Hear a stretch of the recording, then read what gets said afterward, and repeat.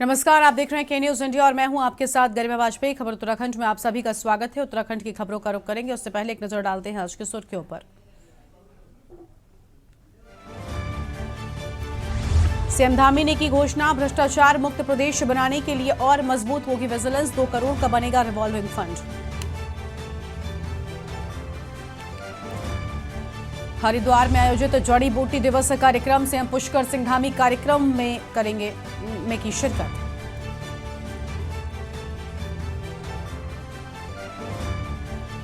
CM Dhami ने राज्यपाल गुरमीत सिंह से राजभवन में की मुलाकात, उत्तराखंड से संबंधित विभिन्न विषयों और विकास पर की चर्चा।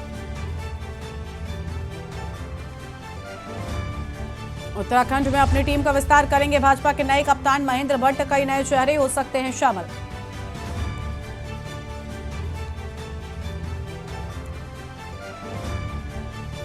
उत्तराखंड में बढ़ रहे कोरोना के मरीज, बुधवार को मिले संक्रमितों की संख्या 300 पार, 3 की मौत।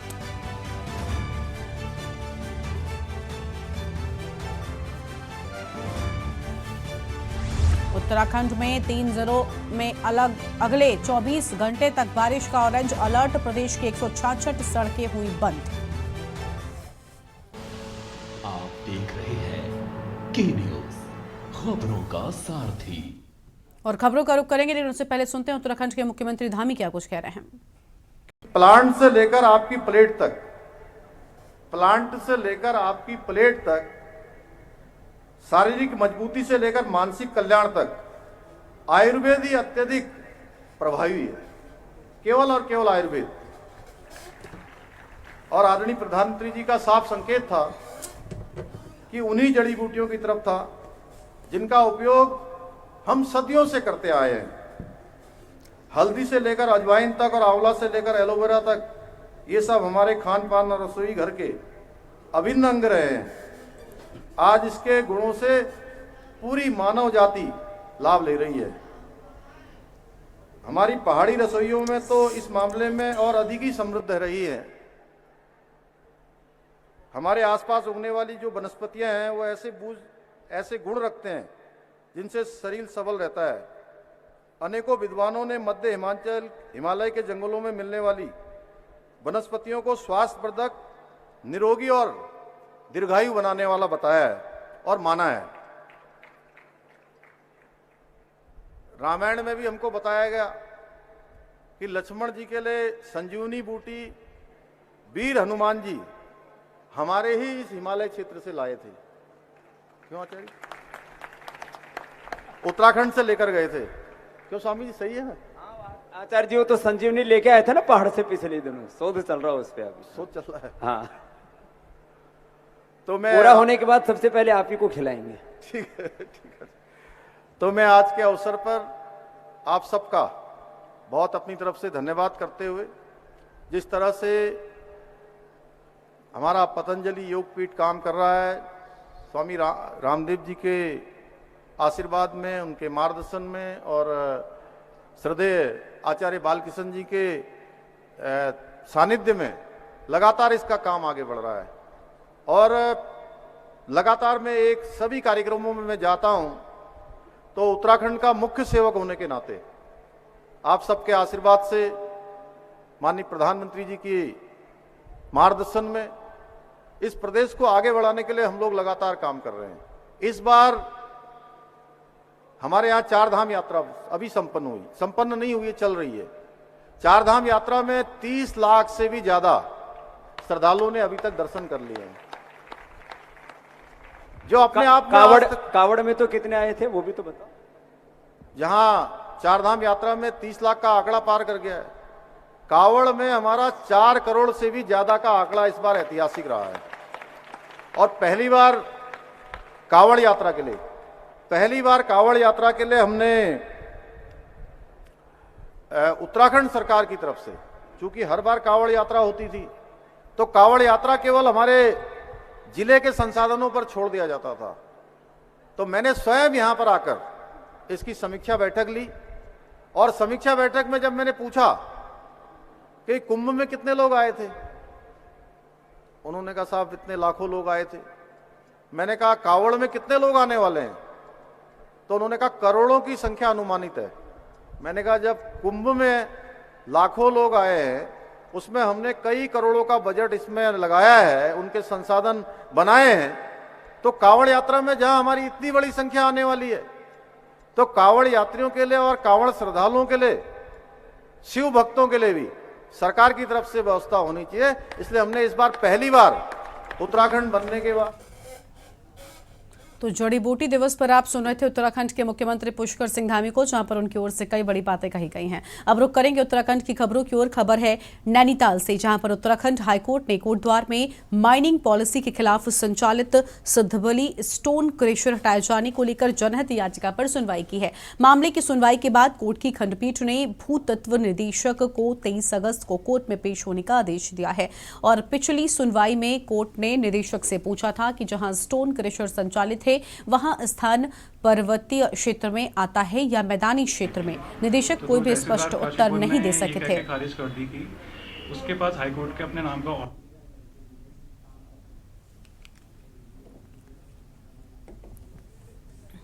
है तहसील कोटद्वार में, उसमें एक स्टोन क्रेशर लगा हुआ है मानकों के विरुद्ध, उसको लेकर एक जनहित याचिका चल रही है। इसमें कोर्ट ने आखिरी जो पिछली तारीख थी उस पर ये पूछा था राज्य सरकार से, जियोलॉजी माइनिंग यूनिट के डायरेक्टर से, कि वो ये बताएं कि भूदेवपुर जहाँ ये स्टोन क्रेशर स्थित है वो पर्वतीय क्षेत्र में आता है अथवा मैदानी क्षेत्र में आता है। परंतु उनके द्वारा जो शपथ पत्र दायर किया गया उसमें ये स्पष्ट नहीं किया गया। इसके बाद कोर्ट ने उनको अगली तारीख यानी कि 23 अगस्त को व्यक्तिगत रूप से कोर्ट में उपस्थित होने के लिए कहा है। और अब सीधा आपको उत्तर प्रदेश के आजमगढ़ लेकर चलते हैं। मुख्यमंत्री योगी आदित्यनाथ क्या कुछ कह रहे हैं वो भी सुन लेते हैं। उनका जो अध्ययन है उसको जानने का अवसर प्राप्त होगा और आजमगढ़ अपनी एक नई छवि के साथ आगे बढ़ता हुआ दिखाई देगा। अभी आपने देखा होगा मंच पर हम लोगों ने तमाम लाभार्थियों को सम्मानित किया। किसी को प्रधानमंत्री आवास योजना मिला है, किसी को मुख्यमंत्री आवास मिला है, किसी को आयुष्मान भारत का कार्ड मिला है, किसी को राशन कार्ड मोदी का राशन कार्ड मिला है, किसी को रोजगार के लिए मत्स्य संपदा योजना के अंतर्गत रोजगार करने के लिए एक अवसर प्राप्त हुआ है, किसी महिला स्वयंसेवी समूह को रिवॉल्विंग फंड उपलब्ध कराया जा रहा है और किसी को स्वयं के रोजगार के लिए भी एक अच्छी खासी धनराशि आज यहां पर उपलब्ध करवाई गई। यानी जितने कार्य हैं विकास की परियोजनाओं को लोकार्पण शिलान्यास भले हम कर रहे होंगे यहां पर, और अभी तो मैं कहूंगा निरोवा जी को भी और अपने तीनों एमएलसी को भी कि यहां के जिला प्रशासन के साथ बैठ करके डिस्ट्रिक्ट लेवल बैंकर्स कमेटी की बैठक को आयोजित करिए।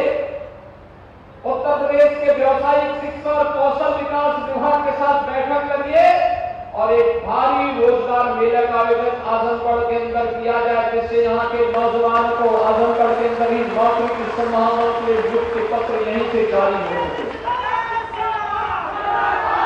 मैं कल गोरखपुर में था, गोरखपुर में था, 136 कंपनियां कल गोरखपुर में आई थी और 136 कंपनियां जो गोरखपुर में आई थी उन 136 कंपनियों में इसमें फार्मेसी की भी थी, पैरामेडिकल की भी थी, नर्सिंग की भी थी और अलग अलग उसमें थी। मारुति सुजुकी ने भी वहां पे, रिलायंस जियो ने भी वहां पर अपना कैंप लगाया था और एक दिन में गोरखपुर के अंदर, अकेले गोरखपुर महानगर में कल 5000 नौजवानों को नियुक्ति पत्र वहां पर देने का काम हुआ है।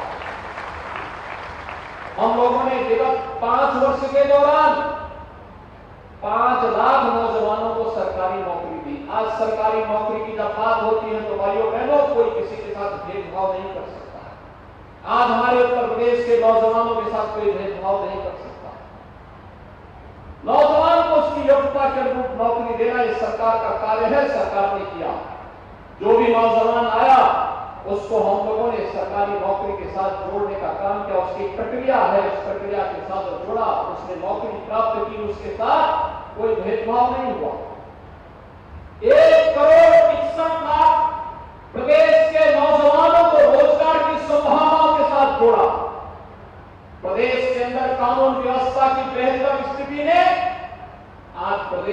अंदर रोजगार की संभावनाओं को आगे बढ़ाया। व्यापक पैमाने पर 1,61,00,000 नौजवानों को नौकरी मिली। व्यापक पैमाने पर वे नौजवान आज स्वावलंबन के पूर्ण अग्रसर हैं और 60 लाख से अधिक उद्यमी और कारीगर और हस्तशिल्पियों ने स्वतः रोजगार के साथ जोड़ करके इस कार्यक्रम को आगे बढ़ाया। हमने बैंकों से लोन दिलाया, सस्ते दर पर लोन दिलाया, आवश्यकता पड़ी तो सरकार से सब्सिडी भी दी हुई।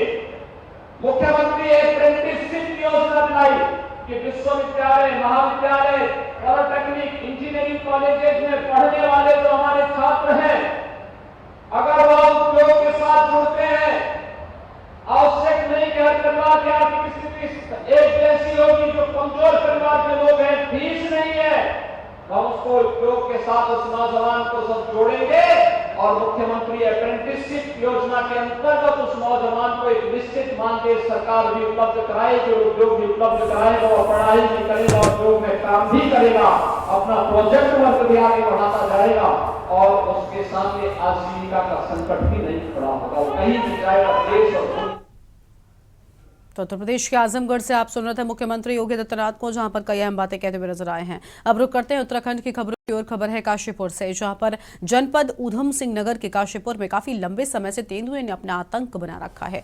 घर के बाहर टहल रहे थे गाय के बछड़े को तेंदुआ अपना शिकार बना रहा है। काशीपुर के कई ग्रामीण क्षेत्रों के साथ साथ शहरी क्षेत्रों में भी तेंदुए की दस्तक देखी गई है। तेंदुए की दहशत से ग्रामीणों में काफी डर का माहौल बना हुआ है। शाम होते ही ग्रामीणों ने अब घर से निकलना बंद कर दिया है और जरूरी काम होने पर ही लोग इकट्ठा होकर घर से निकलते हैं।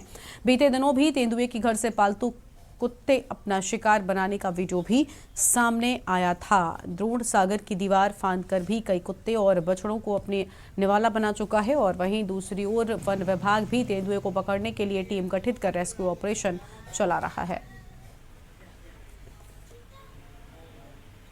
हाँ, आपको बता दें कि कुछ दिनों पहले मानपुर रोड में ये काशीपुर से लगी हुई कॉलोनी है, नीला नदी के किनारे पर कसम, तो वहाँ पर जो है गुलदार के देखे जाने की सूचना प्राप्त हुई और कुछ एक हमारे पास में सोशल मीडिया में एक वीडियो वायरल हुआ था, वो भी मेरे पास में आया। तो तुरंत संज्ञान लेते हुए मैंने अपनी टीम को भेजा वहाँ पर और मैं खुद मौके पर गया, लोगों से मैंने वार्ता की और जो है तो लोगों द्वारा बताया गया कि वहाँ पर जो है लेपर्ड है, तो वो उनके पालतू कुत्ते पर अटैक किया, जो बच गया है। तो संयोगवश कि अच्छा है कि कोई जनहानि या कोई ऐसे नुकसान नहीं हुआ। तो उसके बाद हमारे द्वारा निरंतर क्षेत्र में जो है पेट्रोलिंग की जा रही है, गश्त की जा रही है, अपने स्टाफ को जो है अवेयर करके मैंने बता दिया है। और कहना क्या है, हम तो इंतजार करते करते थक गए हैं, काफ़ी बार कह चुके हैं, हमने मीडिया में भी कई बार कहा है, अभी तक तो किसी की सुनवाई हुई नहीं है। एक बार आए थे वहाँ पे, इधर की तरफ फ़ोटो आए थे, फ़ोटो खिंचा के चले गए, वो ऊपर दिखाने के लिए कि हम गए। ऐसा कुछ नहीं है, अगर आ रहे हैं तो वो कुछ कर नहीं रहे, खाली देख के जा रहे हैं, अपना वो ड्यूटी कर रहे हैं, ड्यूटी निभा रहे हैं। अगली खबर है देहरादून से, जहां पर बीजेपी के नवनियुक्त प्रदेश अध्यक्ष महेंद्र भट्ट राजधानी देहरादून के घंटाघर स्थित बाबा साहब भीमराव अंबेडकर की प्रतिमा पर माल्यार्पण करने के लिए पहुंचे हैं। इस दौरान बीजेपी प्रदेश अध्यक्ष महेंद्र भट्ट ने राज्य आंदोलन में शहीदों को नमन किया है। तो वहीं उन्होंने कहा कि राज्य आंदोलन के दौरान उन्हें भी जेल की यात्रा करनी पड़ी और 5 दिन वो भी जेल में रहे। महेंद्र भट्ट ने कहा कि आजादी के अमृत उत्सव के दौरान अपने सभी महापुरुषों को याद करना हम सभी का नैतिक जिम्मेदारी है। भट्ट ने कहा कि उत्तराखंड वीर भूमि में स्वतंत्रता दिवस के दिन हर घर में तिरंगा हो, ये मेरी इच्छा है। भट्ट ने सभी राज्य बाशिंदों से अपील की है कि आजादी के अमृत उत्सव में अपना योगदान, अपने घरों पर तिरंगा अवश्य फहराएं। 75 वर्ष में अमृत महोत्सव में अपने सभी महापुरुषों को याद करना हम सबका नैतिक कर्तव्य है। स्थान पर जिससे पूरा देश प्रेरणा लेता हो, भारत के लोकतंत्र की प्रेरणा मिलती है, देश के स्वाधीनता में सबके योगदान की प्रेरणा मिलती है। इसके साथ साथ देश में किस तरीके से चलना है, समाज को किस दिशा में ले जाना है, उस सब प्रकार की जो प्रेरणा मिलती है। ऐसे डॉक्टर भीमराव अम्बेडकर जी की मूर्ति पर मैं अपना सौभाग्य समझता हूँ कि इस अवसर पर मुझे यहाँ पर पुष्पांजलि अर्पित करने में पहुँचा हूँ। हर घर में तिरंगा दिखना चाहिए और पहली बार ऐसा लगेगा कि जिन लोगों ने देश की आज़ादी के लिए अपने प्राणों की न्यौछावर दी है, वो जहाँ भी देख, स्वर्ग में जहाँ से देख रहे होंगे, उनको लगेगा कि भारत आज तिरंगामय हो गया है, एकता हो गई है। देश में मंकी पॉक्स के मामले सामने आने के बाद केंद्र सरकार ने सभी राज्यों के लिए अलर्ट जारी कर दिया है और साथ ही देश के सभी राज्यों को मंकी पॉक्स के संबंध में जरूरी गाइडलाइंस भी जारी कर दी गई हैं। सभी राज्यों को मंकी पॉक्स के मामलों को लेकर तैयारी करने के निर्देश भी दे दिए गए हैं। उत्तराखंड स्वास्थ्य विभाग ने राज्य में अलर्ट जारी कर दिया है, साथ ही एक एडवाइजरी भी जारी कर दी गई है। राज्य के सभी जिलाधिकारियों और सभी सीएमओ को अभी से तैयार रहने के लिए कहा गया है। तो वहीं भारत सरकार की गाइडलाइन के अनुसार राज्य में मंकी पॉक्स न पहुंचे, इसके लिए जरूरी निर्देश भी जारी कर दिए गए हैं। बताया जा रहा है स्वास्थ्य विभाग के द्वारा कि अगर कोई फीवर आ रहा है, रैशेज हैं बॉडी के अंदर, बॉडी एक है, माइल्जिया है, इस वॉमिटिंग है, हेडेक है, खास तौर से इसमें रैशेज होते हैं जो रैशेज का कोई कारण पता नहीं चलता। अगर ऐसा कुछ है तो हम उसका सैंपल भेजेंगे और अगर पॉजिटिव आता है, क्योंकि रैशेज बहुत सारी बीमारियों में होते हैं, तो इसका जो डिफरेंशियल डायग्नोसिस है बहुत सारी चीज़ों के लिए होती है, तो इसकी कंफर्मेटरी डायग्नोसिस तभी बनती है जब इसके टेस्ट पॉजिटिव आ जाए। तो ये सारी चीज़ें सभी लोगों को मालूम है। अगर ऐसा कोई केस आता है पॉजिटिव, अगर कोई केस आता है तो उसको हम आइसोलेशन में रखेंगे और आइसोलेशन की अवधि 14 दिन होती है। अगली खबर है पौड़ी से, जहां पर जिले के सतपुली सीओ सदर पौड़ी प्रेमलाल टमटा ने बुधवार को थाना सतपुली पहुंचकर सतपुली थाने का अर्धवार्षिक निरीक्षण किया है। वहीं सीओ सदर पौड़ी प्रेमलाल टमटा के थाना सतपुली में पहुंचने पर पुलिसकर्मियों के द्वारा गार्ड ऑफ ऑनर दिया गया और उसके उपरांत प्रेमलाल टमटा ने थाना सतपुली के सभी अभिलेखों सहित शस्त्रों व उपकरणों का निरीक्षण किया है। और इस दौरान सीओ सदर पौड़ी प्रेमलाल टमटा ने पुलिसकर्मियों को शस्त्रों के संबंध में जानकारी भी दी है और हंस अस्पताल के द्वारा सतपुली नगर में लगे सीसीटीवी कैमरे की भी सीओ सदर पौड़ी प्रेमलाल टमटा ने सराहना की है।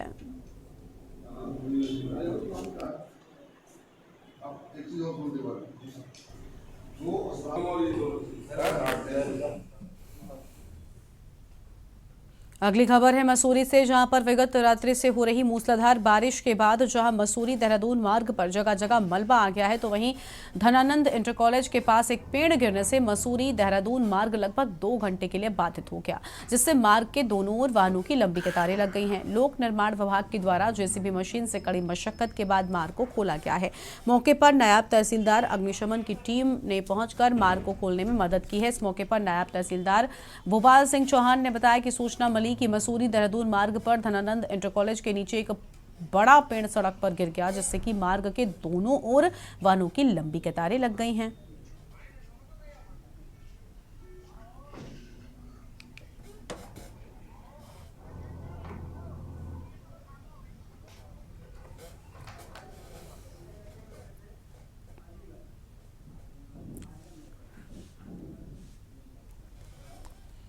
और एक बार फिर से आपको उत्तर प्रदेश के आजमगढ़ लेकर चलते हैं। मुख्यमंत्री योगी क्या कह रहे हैं, सुनते हैं।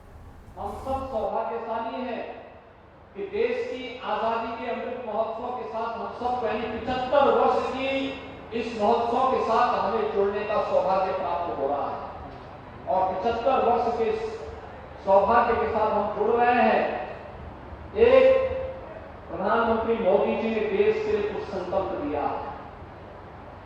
13 अगस्त से 15 अगस्त के बीच हर घर तिरंगा का कार्यक्रम होना चाहिए। हर घर में तिरंगा लहराना चाहिए। लहराएगा ना तिरंगा? हर घर में हर घर तिरंगा लगाएंगे। सभी लोग सहमत हैं? दोनों हाथ लगा के बोलेंगे मेरे साथ, दोनों हाथ लगा के, भारत माता की। तो 13 से 15 अगस्त के बीच हर घर में तिरंगा लहराना चाहिए। लहराएगा ना? दूसरा, इस दौरान स्थानीय स्तर पर हमारे स्कूलों को, कॉलेजेस को एक अभियान चलाना चाहिए कि हर गांव में, हर कस्बे में कोई न कोई क्रांतिकारी आजादी की लड़ाई के साथ अपने आप को समर्पित किया था। ज्ञात और ज्ञात उन सभी क्रांतिकारियों के नाम को फिर से हम इतिहास के पटल पर अमृत साहब के रूप में आगे बढ़ाएं। स्कूल कॉलेजेस को इस सोच के साथ जोड़ना चाहिए और उसका एक संकलन अपने विद्यालय स्तर पर, फिर जनपद स्तर पर करवाना चाहिए। एक बड़ा कार्य होगा। प्रभात फेरी निकले, तमाम प्रकार के रचनात्मक कार्यक्रमों के साथ लेखन प्रतियोगिता हो, क्रांतिकारियों के वेशभूषा में फैशन शो हो और दिवस की राष्ट्रभक्त से जुड़ी हुई कविताओं का गायन हो, ये तमाम कार्यक्रम तो हमें करने ही चाहिए। लेकिन साथ साथ जब ये देश आजादी का शताब्दी महोत्सव मना रहा होगा, भाइयों बहनों, जब ये देश आजादी के 100 वर्ष पूरा कर रहा होगा, उस समय हमें कैसा भारत चाहिए? देश की आजादी के शताब्दी महोत्सव के लिए हम सबको अपने आप को तैयार करना होगा। और यह तब हो सकता है जब हर भारतवासी अपनी जिम्मेदारियों का निर्वहन करते हुए, अपने कर्तव्यों का निर्वहन करते हुए पूरी ईमानदारी के साथ एक संकल्प ले ले कि मुझे स्वयं के लिए, अपने गांव के लिए, अपने नगर के लिए, अपने विकास खंड के लिए, अपने जनपद के लिए और अपने प्रदेश और अपने देश के लिए कार्य करना है और उसे महानता की ओर अग्रसर करना है। तो भारत को दुनिया की सबसे बड़ी ताकत बनने से कोई भी नहीं रोक सकता है और हमें भारत को दुनिया की सबसे बड़ी ताकत के रूप में स्थापित करने के प्रधानमंत्री मोदी जी के संकल्प के साथ जुड़ना होगा। और इस संकल्प के साथ जुड़ने का आह्वान आप सबसे करते हुए मैं आप सबको अभी से रक्षाबंधन, स्वतंत्रता दिवस के अमृत महोत्सव कार्यक्रम की और फिर इसके बाद जन्माष्टमी का भी आयोजन आ रहा है। इन सभी आयोजनों की हृदय से बधाई देता हूं, अपनी शुभकामनाएं देता हूं और पूरे आजमगढ़ वासियों का श्री दिनेश लाल यादव निरोवा जी को आजमगढ़ लोकसभा सीट की प्रतिष्ठित सीट पर विजयी बनाने के लिए हृदय से धन्यवाद देते हुए आप सबका आभार व्यक्त करता हूं। बहुत बहुत धन्यवाद। जय हिंद।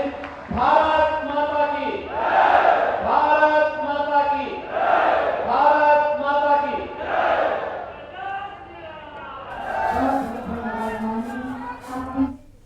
तो पूर्वांचल एक्सप्रेस वे से विकास को गति मिली। सीएम ने यहां पर कई अहम बातें कही है और साथ ही आजमगढ़ के लोगों का दिल से धन्यवाद भी अदा किया है। निरहुआ को यहां से सांसद बनाने के लिए और आजमगढ़ के लोगों का धन्यवाद अदा किया है उत्तर प्रदेश के मुख्यमंत्री योगी आदित्यनाथ ने। तो फिलहाल ये तस्वीर आप देख रहे थे जहां पर मुख्यमंत्री योगी आदित्यनाथ की ओर से बड़ी बातें कही गई हैं। और आजमगढ़ से मुख्यमंत्री योगी आदित्यनाथ को आपने सुना जहां पर कई अहम बातें कहते हुए नजर आए और साथ ही उन्होंने आजमगढ़ की जनता का शुक्र भी अदा किया है क्योंकि लोकसभा चुनाव में निरहुआ को यहां पर बड़े मतों से जीत दिलाई है और आजमगढ़ की पहचान बदली है। मुख्यमंत्री योगी आदित्यनाथ ने ये सारी बड़ी बातें अपने संबोधन में कही हैं। तो फिलहाल ये अहम खबर आपको हम बता रहे थे और फिलहाल एक छोटे से ब्रेक के लिए आप रुकते हैं, जल्द लौटेंगे। आप देख रहे हैं के न्यूज, खबरों का सारथी। देश को आजाद हुए 75 साल हो गए। आज हमारे बच्चों की आंखों में एक सपना है, भारत को दुनिया का सर्वश्रेष्ठ राष्ट्र बनाना है। आजादी की 75वीं सालगिरह पर दिल्ली के बच्चे एक नया रिकॉर्ड बनाने जा रहे हैं। 4 अगस्त को दिल्ली के बच्चे बनाएंगे दुनिया का सबसे बड़ा तिरंगा।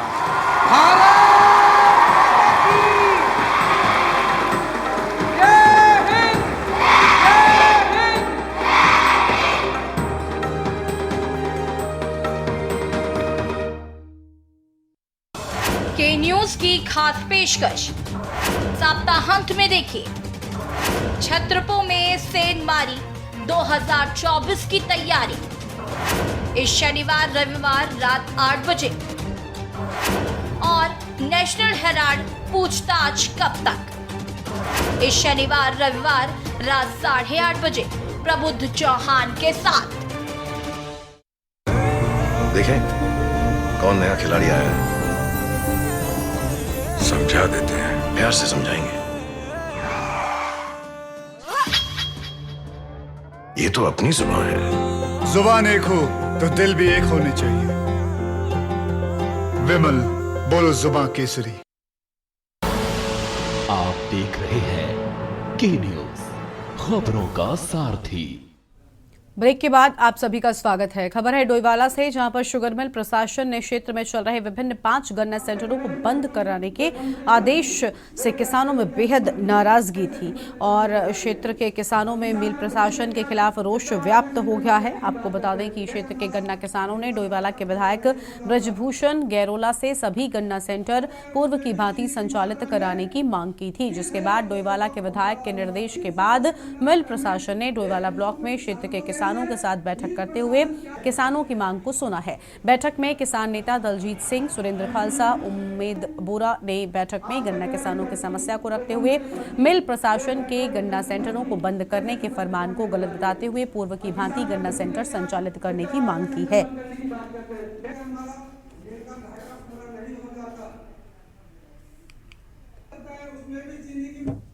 आज यहाँ जो किसानों की प्रशासन के साथ एक मीटिंग हुई है, उसमें क्षेत्रीय विधायक ने जो शुगर फैक्ट्री के ईडी हैं उनको सख्त आदेश दिए हैं कि पहले जिस तरह से व्यवस्था चल रही थी वैसे ही चलाएं और गन्ना किसानों को परेशान ना किया जाए। और ये जो 5 सेंटर बंद करने की जो बात मिल प्रशासन ने कही थी, उसको उन्होंने विधायक ने भी समर्थन इस बात का किया है कि क्षेत्रीय किसानों का कि हमारे ये जो 5 सेंटर है बंद ना किए जाएँ, ये ऐसे ही चलते रहें। ईडी के आज अधिशासी निदेशक हमारे शुगर मिल के और हमारे गन्ना किसानों के साथ बैठ करके आज हमारी बैठक भी है। शुगर मिल के कर्मचारियों की कमी के कारण जो है वो शुगर मिल के गेट पे ही ट्रॉलियों से गन्ना लिया जा रहा था और सेंटर से कम उठाया जा रहा है। आज सभी किसान भाइयों ने कहा है कि हमारा जो सेंटर का जो गन्ना है हम वहीं हम अपना देंगे जिस क्षेत्र का गन्ना है और उस लक्ष्य को पूरा करेंगे, क्योंकि हम किया है कि उनके सेंटरों को बंद नहीं किया जाएगा। और खबर उत्तराखंड में आज बस इतना ही। आप देखते रहिए के न्यूज़ इंडिया। नमस्कार।